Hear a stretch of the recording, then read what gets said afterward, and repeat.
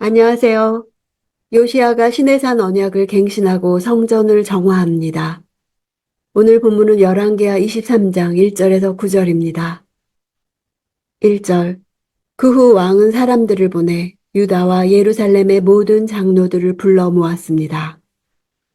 장로들은 백성의 대표자이며 마을의 대소사를 관장하는 사람들입니다.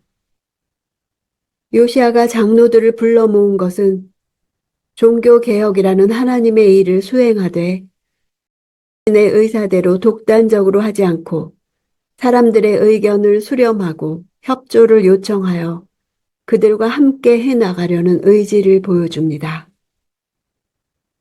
2절. 그러고는 유다의 모든 사람들을 데리고 여호와의 성전으로 올라갔습니다. 제사장과 예언자와 아이로부터 어른에 이르기까지 예루살렘의 모든 거주민들이 왕과 함께 갔습니다.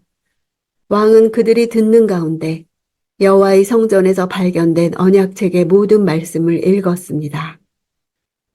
장로들의 소집을 통해서 장로들의 전폭적인 지지를 이끌어내었던 것으로 보입니다. 이제 그 여세를 몰아 유다 모든 사람들을 소집하여 여호와의 전 앞으로 모이게 했습니다. 이와 같이 신앙적 결단을 위해 이루어진 전 백성의 소집은 이스라엘 역사 가운데서 여호수아가 시내산 언약을 갱신한 사건과 솔로몬이 성전 봉헌과 언약궤를 안치하면서 백성을 소집한 경우 등에서 선례를 찾을 수 있습니다. 3절. 왕이 기둥 곁에 서서 여호와 앞에 언약을 세워 여호와를 따르고 그 계명과 법도와 규례를 온 마음과 온 정신으로 지키며 그 책에 기록된 언약의 말씀들을 행하기로 했습니다. 그러자 온 백성들이 그 언약을 지키기로 맹세했습니다. 왕이 솔로몬 성전에 있는 두 놋기둥인 야긴과 보아스 옆에 특별히 왕을 위해 지정된 높은 자리에 선 것을 뜻합니다. 요시아의 행위와 백성들의 반응은 신명기 6장과 거의 같은데 이것은 열왕기 저자가 이 사건을 신명기의 언약 갱신과 같은 사건으로 해석하고 있다는 뜻입니다. 4절. 왕이 대제사장 힐기야와 그 아래 제사장들과 문지기들에게 명령해 여호와의 성전에서 바알과 아세라와 하늘의 모든 별무리를 위해 만든 모든 물품들을 꺼내도록 했습니다.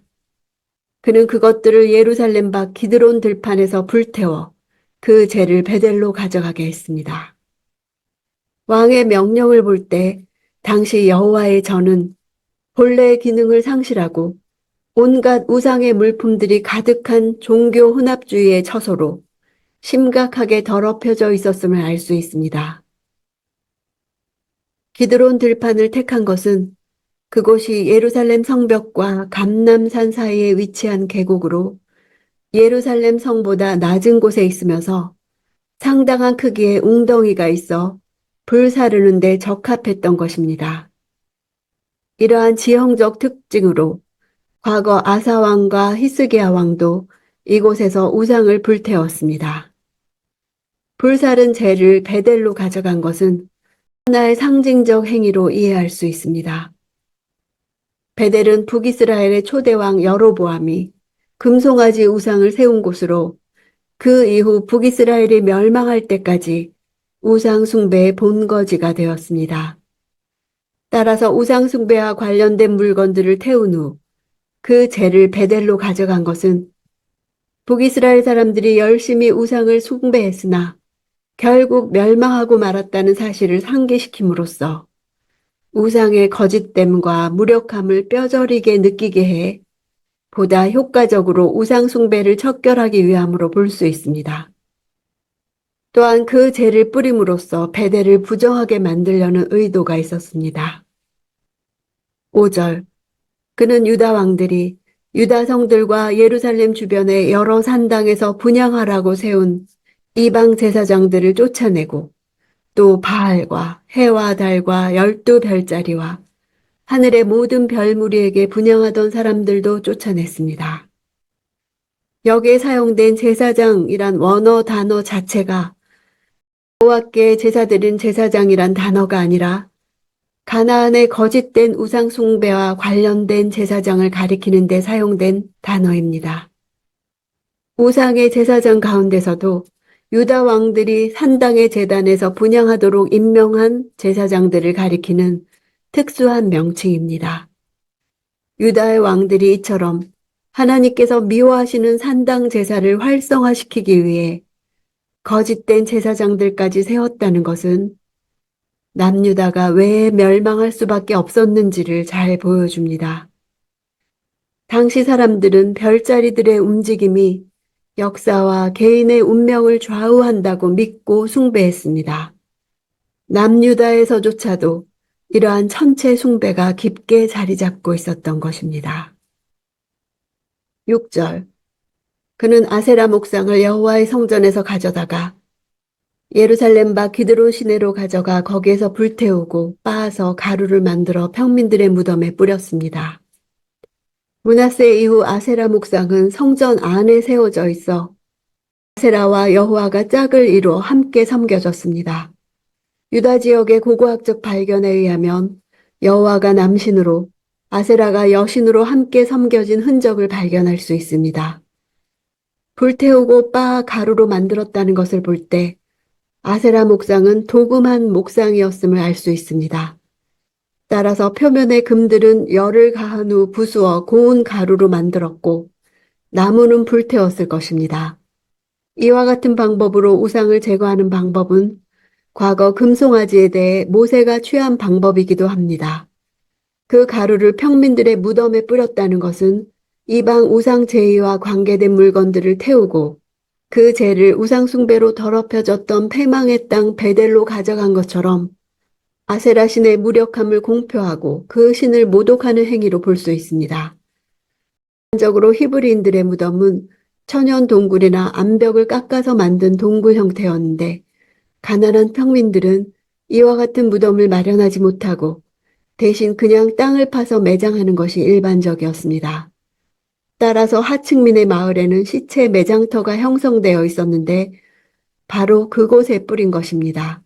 특히 기드론 골짜기는 고대로부터 유다 평민들의 공동묘지가 형성되어 있었고 바로 그곳에 재를 뿌림으로써 요시야는 유다 백성들로 하여금 아세라가 무력한 거짓 신일 뿐 아니라 부정한 것이었음을 보여준 것입니다.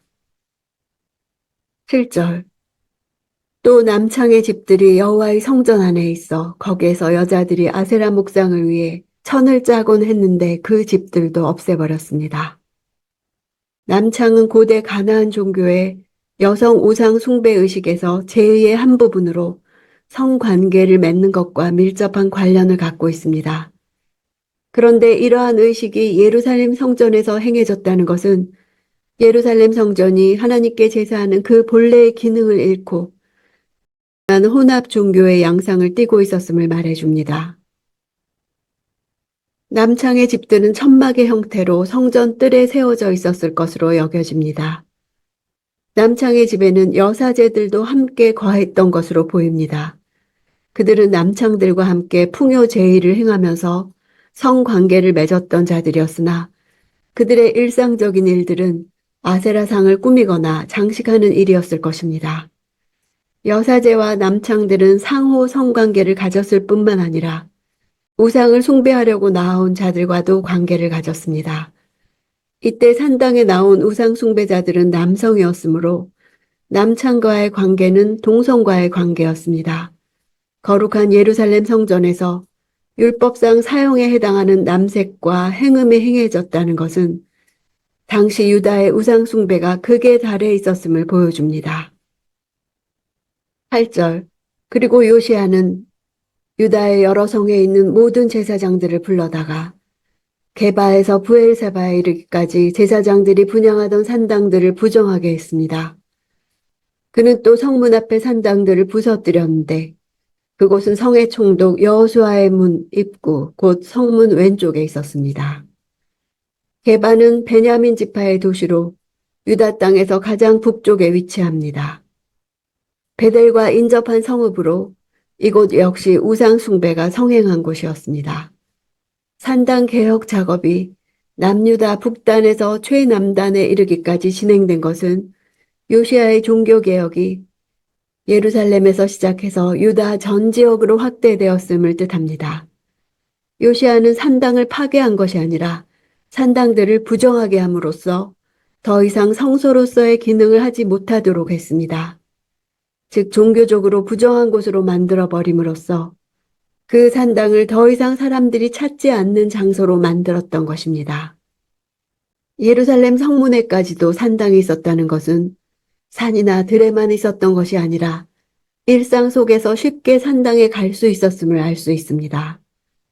부서뜨렸다 하는 단어는 산산이 깨뜨리다 하는 뜻으로 요시야가 산당을 얼마나 철저하게 파괴했는지를 극명하게 말해줍니다.